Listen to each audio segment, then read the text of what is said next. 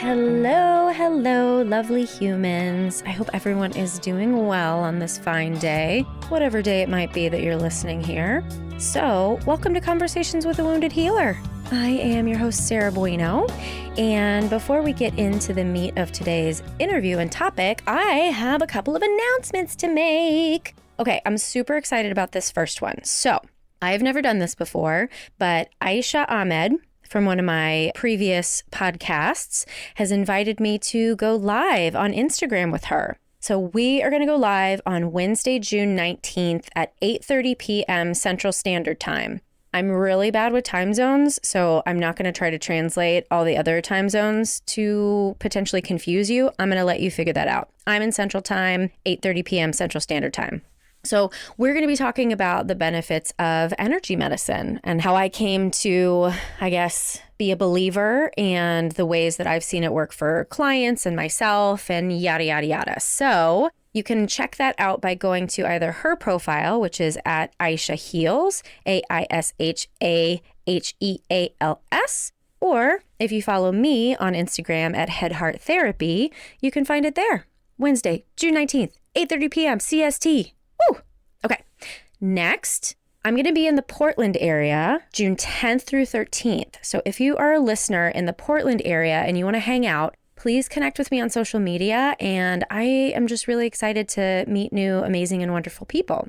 And then finally, my last announcement, I have a Patreon page. It's patreon.com/wounded healer, and that's WOUNDEDHEALR. I know that was not my preferred name, but that's kind of what I was stuck with. So basically with Patreon, it's a place where if you enjoy a podcast or a person's work, you can donate to them. Because I think I've shared before, podcasts are not cheap to produce. Thank you, Andrea and Creative Imposter Studios. They're not cheap to produce, but to have good quality, it's really important to me to pay the big bucks to make it happen. So if you like this podcast and you want to know what can you do to support it, that is something that you can do. And once a month, I will be chatting with Patreon donors live. I did one once and had a lovely conversation with one of my fans, Rachel. Hey, Rachel. Hey, girl. And we're going to be doing that every month. So if you pledge $5 or more per month, you can continue the conversation. So without further ado, let's talk about this episode. So today I'm talking with Brad Kammer, and he is a somatic psychotherapist, college professor, community educator, consultant, and international trainer. He's a practitioner and trainer in both somatic experiencing and NeuroAffective Relational Model. These body-mind approaches use mindfulness and body awareness to address trauma, stress, and relational challenges by eliciting our inner healing resources in support of a deeper sense of safety and self-empowerment. So, you will hear Brad and I talk about SE, which is the somatic experiencing, and NARM, which is this neuroaffective relational model. You'll hear us talk about that throughout the episode. And I just wanted to let folks know, if anybody is in the Chicago area, Brad will be doing a training. I believe that it's 4 weekends of 5 days. So 4 different modules. It starts at the end of July and is going to be going through, I believe, the spring of 2020. And if you're a therapist, a psychotherapist, and you're interested in learning more about mind-body connection, NARM is a super awesome thing to do. So if you haven't, maxed out your training budget for the year, go ahead and check out NARM. If you just Google NARM, it will come up, I promise. So please enjoy my interview with Brad Kammer. Hello, Brad. Welcome to Conversations with a Wounded Healer.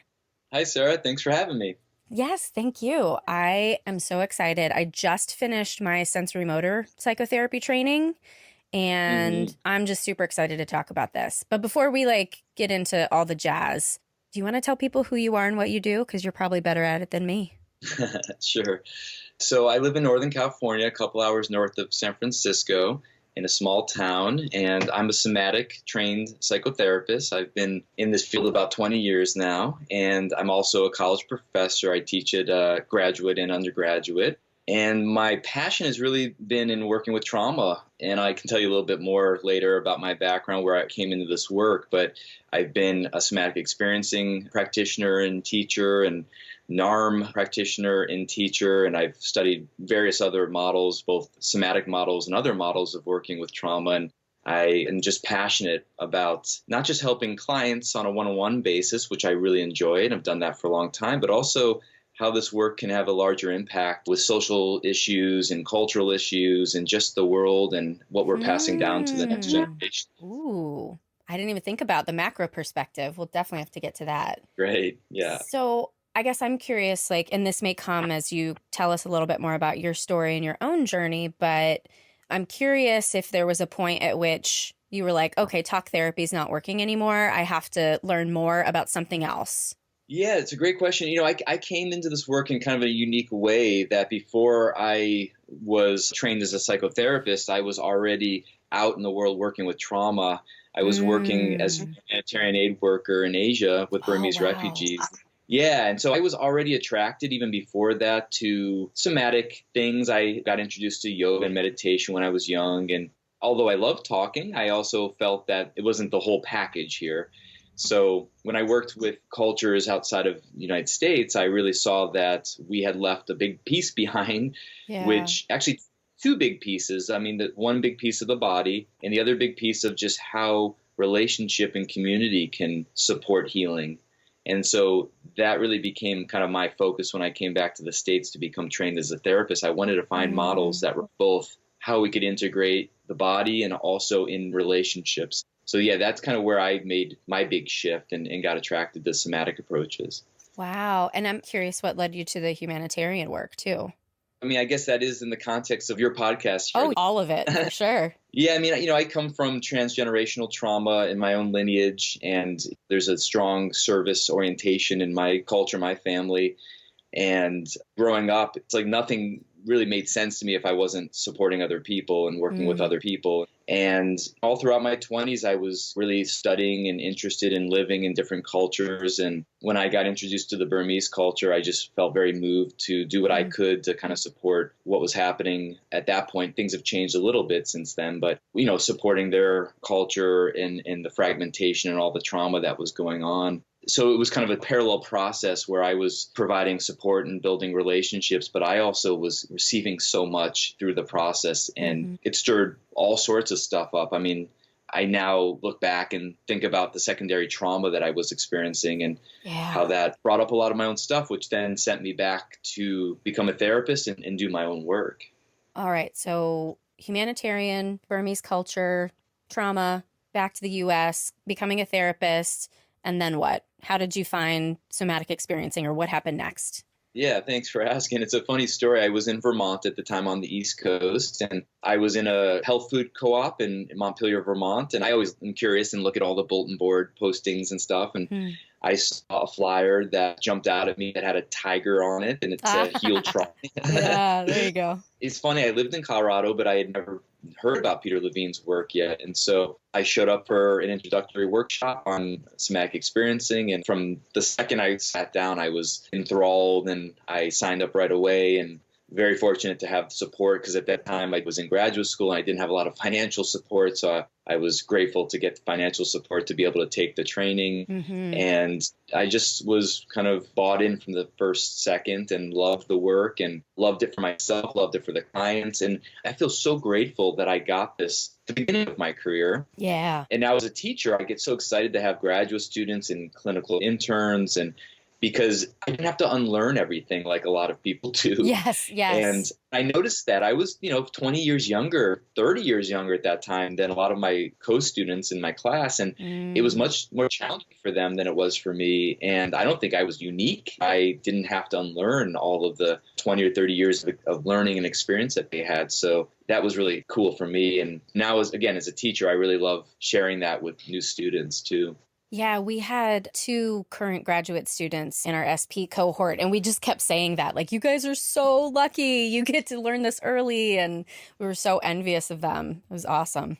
Totally. Well, that's great. It's great that, they feel the support from more experienced therapists too, because sometimes little camps can happen. And so it's nice when there's that support all along. Yeah. Well, would you mind, if you can, in a nutshell, sharing with listeners, if anybody's unfamiliar with what somatic experiencing is, would you mind sharing a little nugget?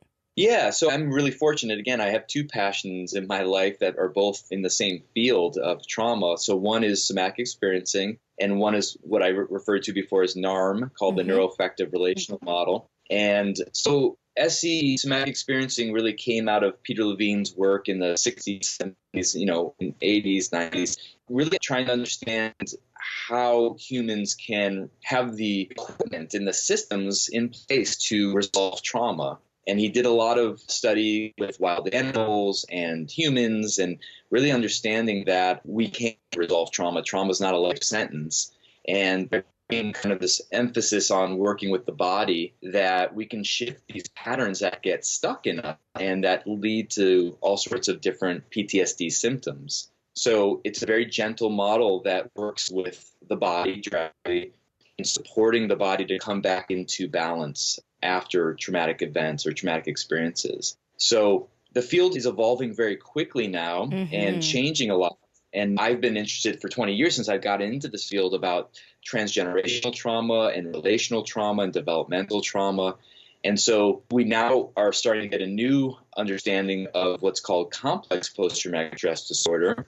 And NARM is a model that's specifically designed for working with complex post-traumatic stress disorders. These aren't necessarily events that happen to us that were life-threatening, like combat or assaults or car accidents, things like this. But these are more long-term misattunements that are happening to us in our family, or growing up with families where there's alcohol abuse or mental illness or violence, or chronic trauma, not just a one assault, sexual assault, let's say, but chronic molestation or things like this, where our whole body and brain has to adapt to survive these experiences throughout childhood, and the sacrifices that we have to make inside of ourselves to survive, and how that, as we get older, that starts to catch up with us. And in psychology, for all these different labels to try to name what's going on, but we're going beneath the behaviors, beneath the symptoms, to really understanding what we call the psychobiological patterns. And it's complex. That's why the field is complex trauma. So the way I look at it is somatic experiencing is the most powerful model that I've been introduced to that works with event traumas and traumas that really dysregulate the nervous system. And NARM is a complementary model that works more with the complex relational and developmental issues that not only affect the nervous system, but also affect our emotional processing, our cognitive system, the way that we develop our personalities and show up in the world in relationships as well. Right. And I mean, doesn't everyone have some sort of attachment injury somewhere? That is my strong belief. I wrote my graduate thesis. It was called Trauma in Civilization. And my whole argument was civilization is based on unresolved developmental trauma. Yeah. So I'm a strong believer in that. Yes. Yeah. So this is where I think we dive into the kind of wounded healer talk, because I just started seeing somebody to do some NARM work. And it's funny, I never would have thought of myself as someone who experienced trauma, right? No overt abuse, no neglect, right? No one ever touched me in an inappropriate way, but tons of attachment trauma. And I really struggled with the SP training personally, only because I felt like every time I left, I just was wiped and completely activated. And I just really, really struggled. And I have been trying to figure out, is that, there's some other relational stuff with some of the people who were in the training too. So I know that that's part of it. But I took this to my therapist on Monday and I was like, am I not cut out for this trauma work? And so she was very gently, of course, guiding me back to the body. What do you feel when you say that? And all of that jazz. But at least in my body, there's no way I could do a trauma training like this without attending to what happens for me personally.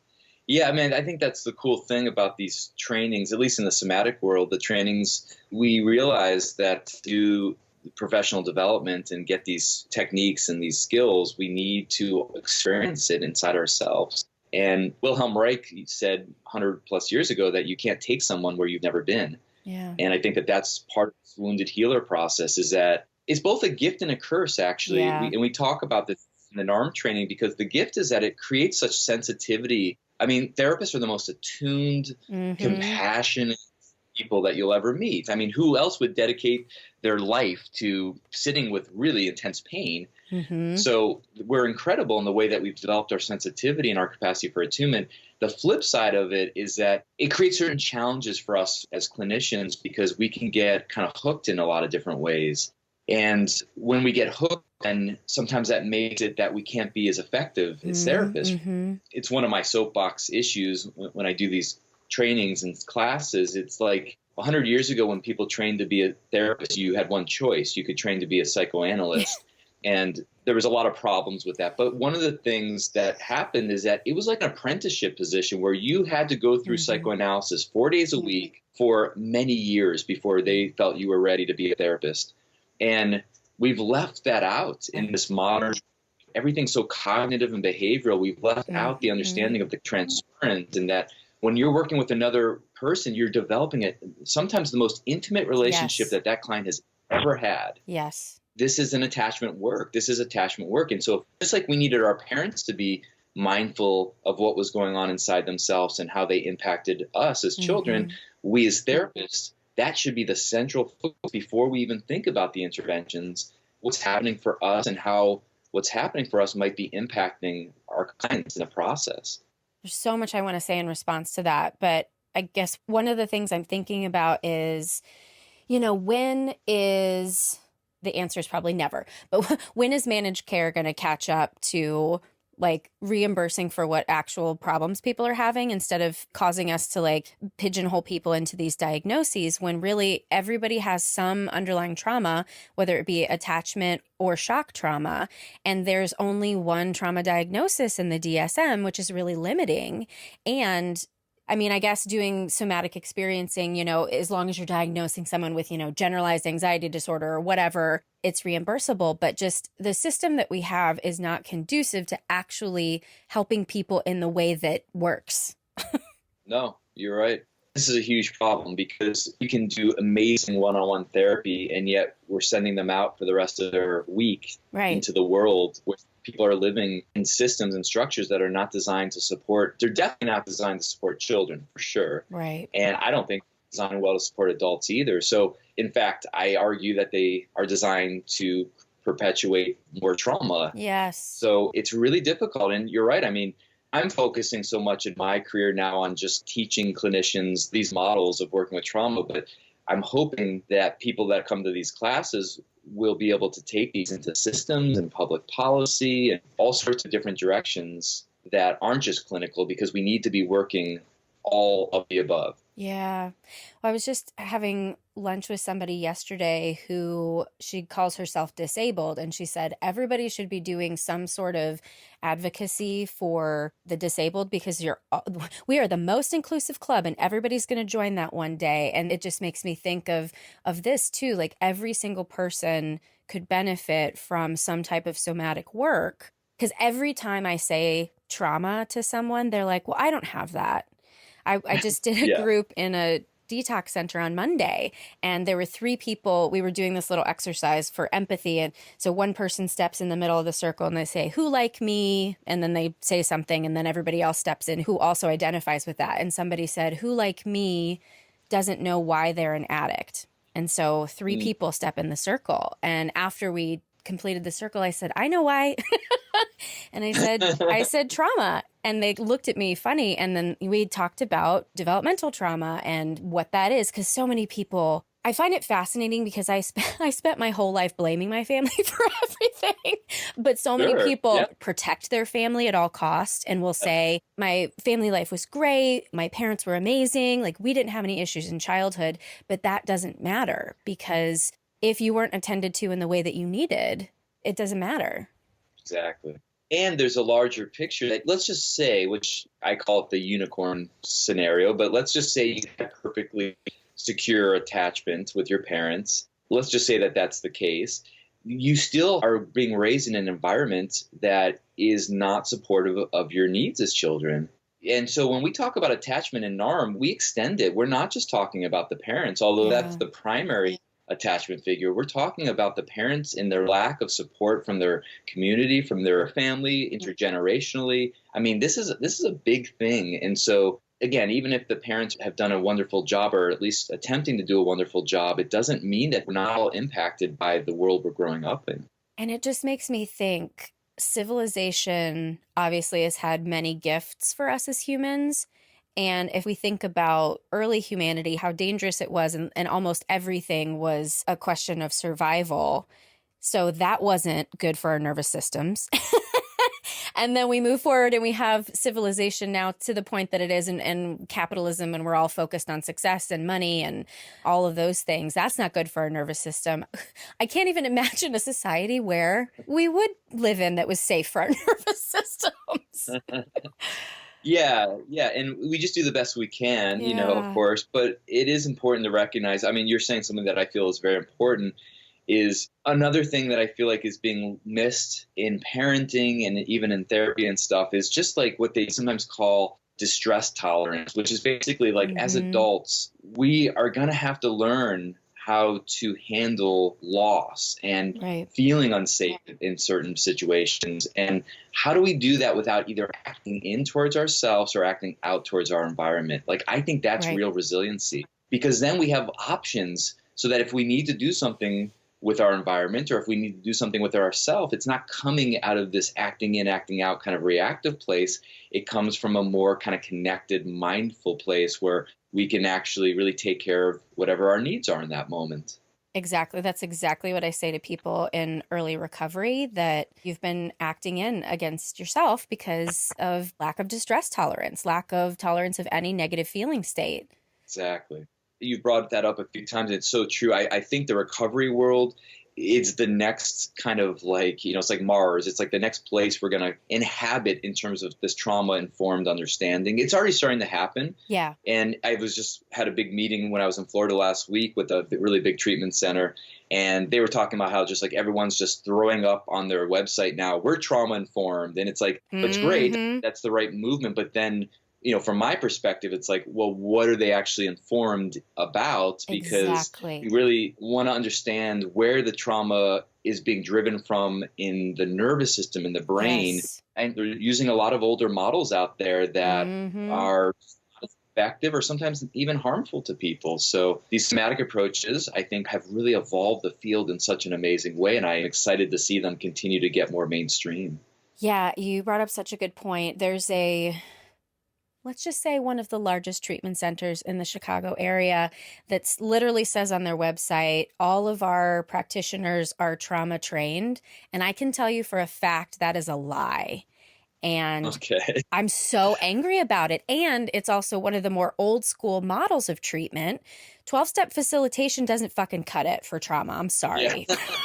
It doesn't. And so I will go on this crusade with you and change addiction, because this is why people are relapsing and they don't understand. One of the things I'm really interested in studying more is denial. And somebody brought to my attention that denial could be a form of dissociation based on trauma. Like, that blew my fucking mind. And we have to help people create more space to get in touch with their real selves instead of these false selves. And like you said, going from this reactionary place rather than a mindful place. I love this story. I'm sure you've heard about it, but like about the creation of the ACEs study and the Adverse Childhood Experiences study. And this is like a big thing that's helping this complex trauma understanding, get more mainstream. But it's so interesting because the study was originally a study on weight loss. They had this weight loss program. Yeah, it's really fascinating in Southern California. And people created this whole weight loss program. And people were doing amazing. They were really moving towards their goals. And we're talking like serious pounds, like 150, 200 pounds of weight loss. So people were really achieving in a big way. And then the researcher who was overseeing it, Vincent Felitti, he started to notice that people were dropping out right before they were succeeding. Like literally like 10 pounds away. They had lost 150 pounds.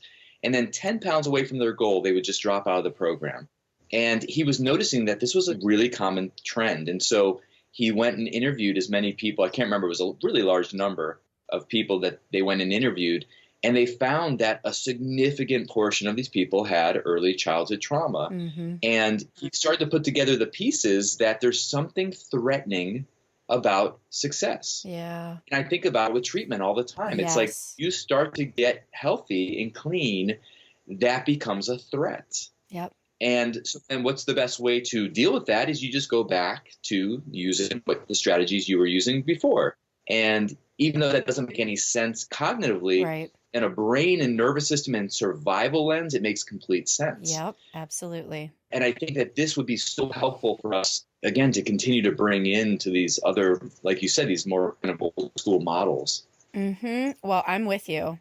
I will be right behind you with my picket But signs. Yeah. Use somatic therapy. Use somatic therapy. Yeah, and then the worst part about it just drives me crazy is that then what do we do in our field? Okay, so people keep on, let's say, relapsing, if we're talking about treatment, or let's say we're talking about clinical work. People are not making the progress that the therapists think they should or want them to be.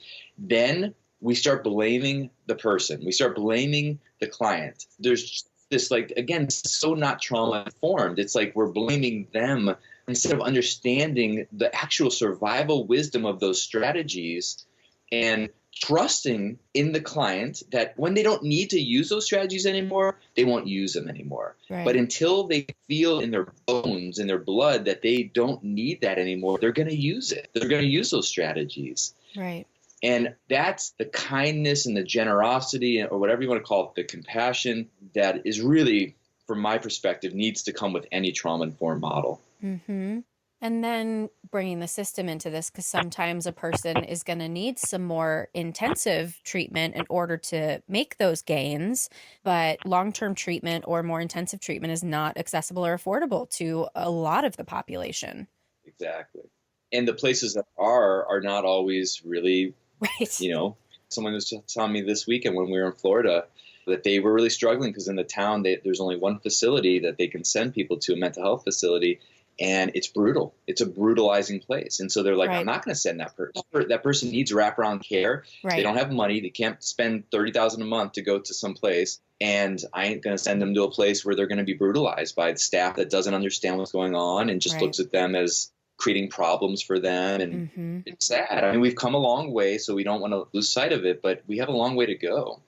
I can't even honestly imagine what's going to have to happen to the system. It's just going to have to break or like be burnt to the ground. I really can't imagine how it's going to get better unless it gets worse first.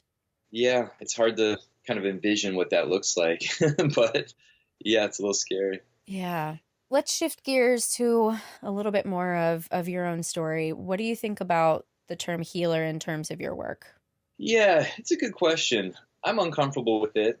I don't know why exactly in this moment, but I mean, I understand why we use it, but I also feel a little uncomfortable. I guess, there's a way that I look at my work as a relationship, as a collaborative relationship, and I'm not an expert over anyone else's internal world. They are, and I can support them and give a certain kind of guidance and support and facilitation, but ultimately, I believe that people are their own healers. So I guess that's kind of how I look at it. I look at it very relationally oriented. And I do get uncomfortable when sometimes people people will throw these statements when they're watching me work in classes and stuff. And they make these comments about my work, in a very positive way. Right. But it makes me a little uncomfortable because it's like, I feel like all I'm doing, like a parent would with the child, like a secure attachment relationship with the child. I'm just trying to tune into the other person to see how I can best support that person.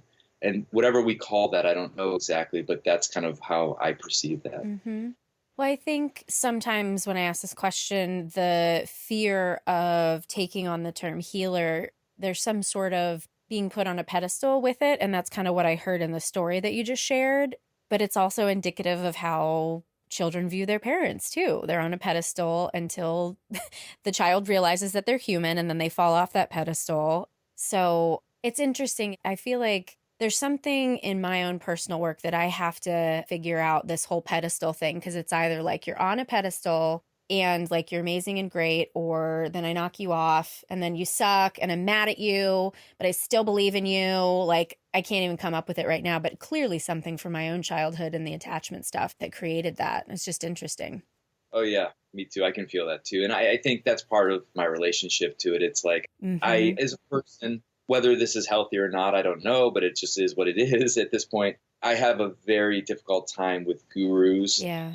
And I'm really turned off by that kind of energy. And I believe it's very subtle. Yes. I believe that in front of a group of 30 people that are all seeing you in different ways, a lot of projections that come towards teachers. Mm-hmm. I think it's very subtle that you can start to kind of take that energy and use it in a certain way for yourself and against other people that can become very toxic. Whether this is healthy or not, I generally kind of am self-deprecating, and I generally don't like to get that kind of attention. And at the same time, I really love the work I do. So it's part of my own work of finding more comfort in a role where I am. Like you said, it's true. I am an authority figure.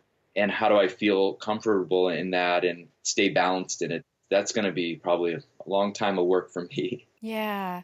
Well, and also, too, the realization that you're a man in a female-dominated industry. Certain things that get projected on you that might be different than people who are of the same sex and potentially heterosexual. And my husband just went back to school, or he's finishing actually now. He's getting his MSW. And I talk about with all my friends how I either find men in this field extraordinarily safe or absolutely unsafe.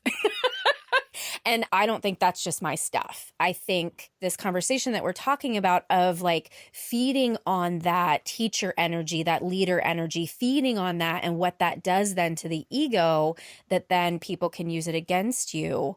Or you're someone who's always kind of trying to be like, I'm just like you. I put my pants on one leg at a time. And how crucial that is, especially for men in this field, especially someone doing trauma work. Yeah, I had a client just in the last week that she comes from a totally different world. She comes from the world of Zen Buddhism, and just hearing the stories that she's been through. And this is my bias, but everything she described to me was abuse, like everything. And I know we have to be culturally sensitive, even though the teachers are all American, but it's a different cultural perspective on how they view authority and teaching and the lineage, how it gets passed down and all that stuff.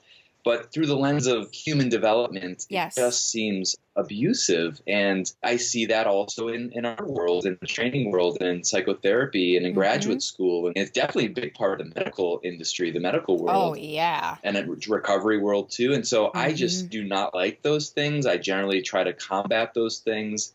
And I look for ways that we can kind of collaborate, and we all are in this together. So that's kind of how I view these things. And yeah. I'm curious your experience in academia, because I'm also a professor and I'm just an adjunct, and I love it because I can just go in and talk to my students and then go out, and I don't have to deal with any of the drama of academia. But I volunteered on a committee once, and I was just like watching the dynamics of ego, and I'm like, is this what you people do all day long? This is not social work. That's great. That's so true. I'm an adjunct too. So yeah, when I was in my graduate school program, I really loved my thesis that I was putting together. And so I had a friend who was a professor. He was 10 years older than me or something. And I was picking his brain, and I said, I'm thinking about maybe getting my PhD instead of just my master's, because I'm so loving this researching and thinking about teaching. He asked me what I kind of envisioned myself doing in 10 years or whatever. And he's like, do not go into academia. He said, it is just, this was his experience, and he's still a professor.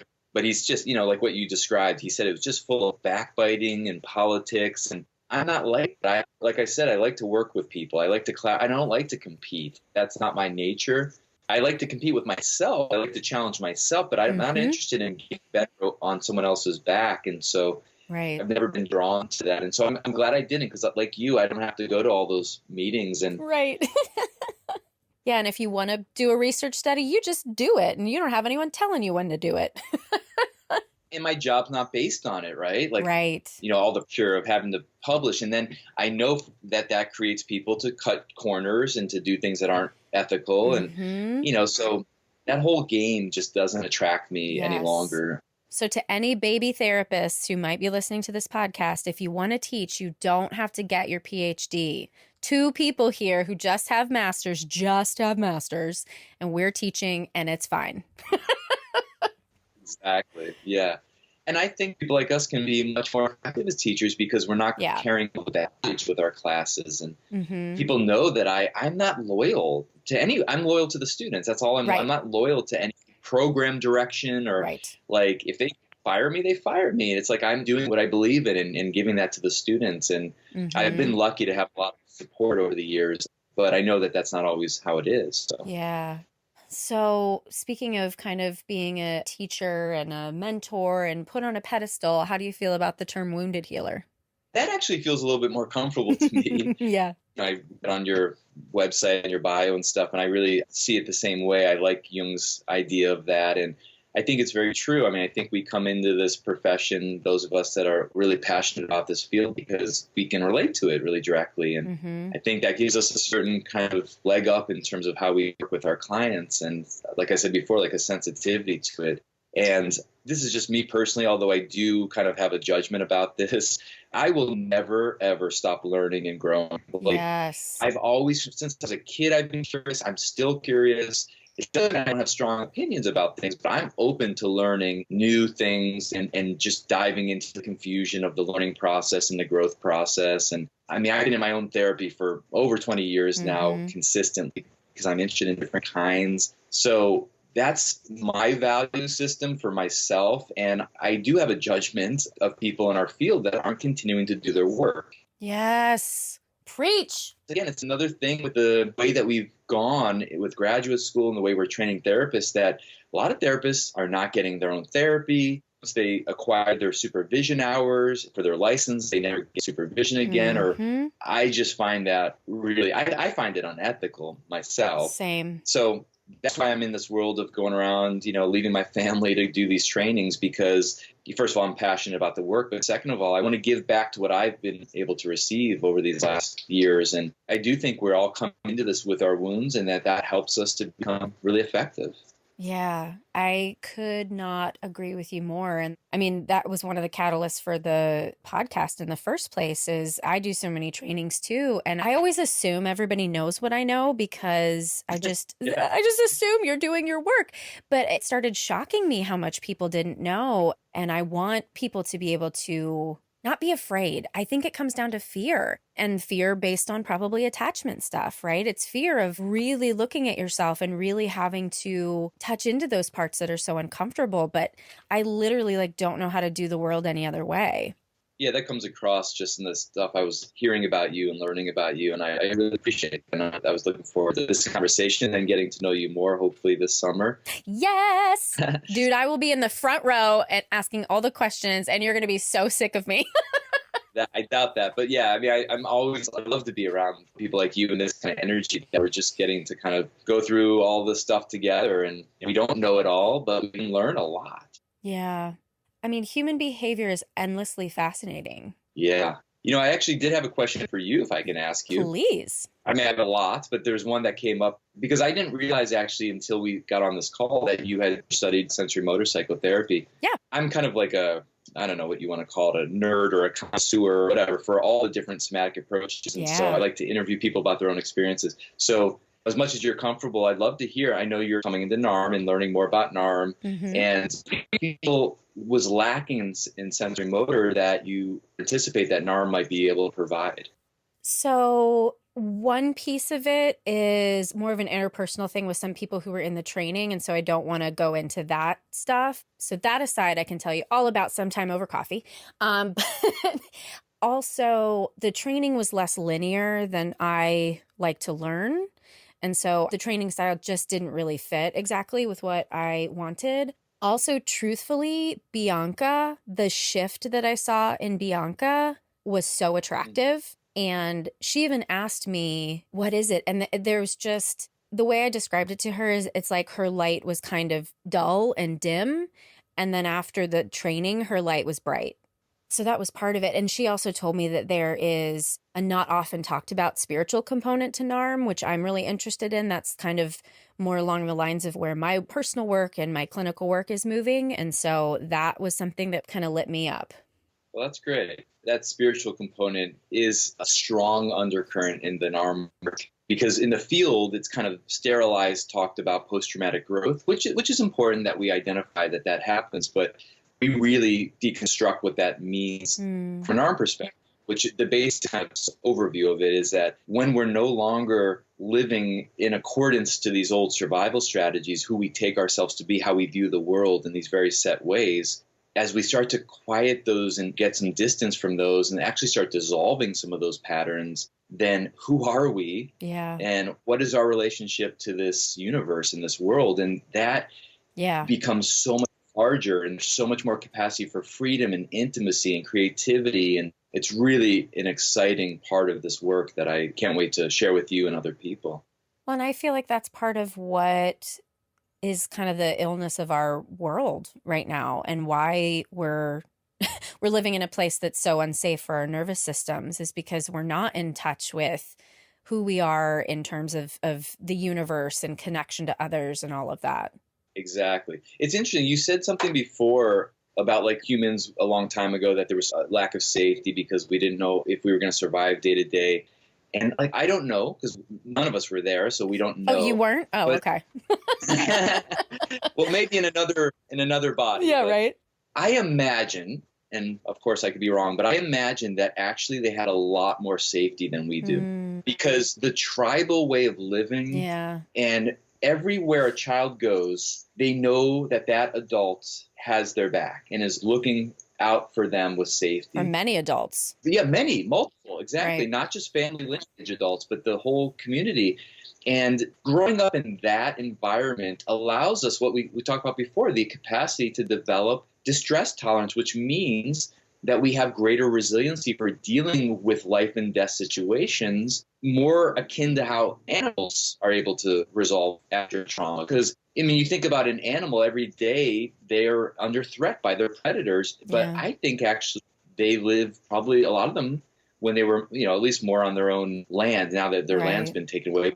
Wild animals probably lived pretty healthy, balanced lives. And I don't think they were under threat all the time. I think they were only under threat in very small periods of time. And the rest of the time they lived, animals like humans lived in their pack, their tribe, that allowed them to feel embedded in a sense of safety, belonging, connection. And so it's another thing I love about these trainings and classes, if they're developed in the right way, is that they can be opportunities for us to be with our tribe and to connect to people that are kind of wanting to create safety in relationships. And it's hard to do that in this world. And this gives us an opportunity to kind of do that in some way.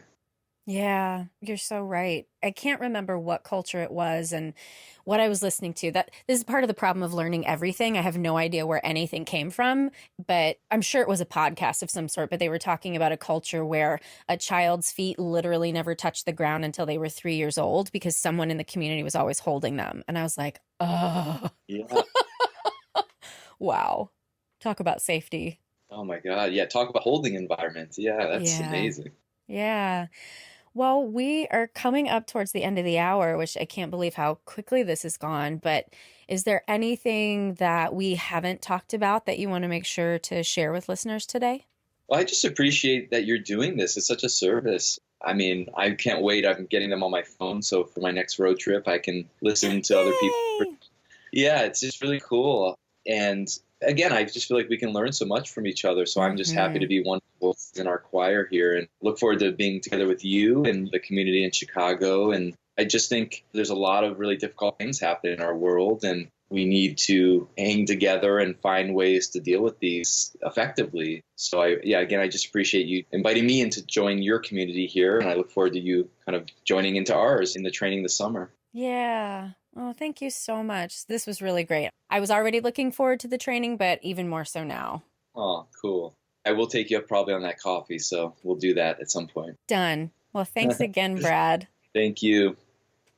Thanks so much, Brad, for being on the show. It was such a pleasure to chat with you, and I hope to have some new friends in NARM starting in July. And thanks as always to the Creative Imposter Studios for editing, to Liam O'Donnell for the album art, and to Ben Mueller for our theme music. To find out more information about Brad, you can visit our website at www.headhearttherapy.com/podcast. Don't forget to share, rate, review, listen, and just be cool. Don't forget to be cool. All right, thanks so much. Until next time. Bye-bye.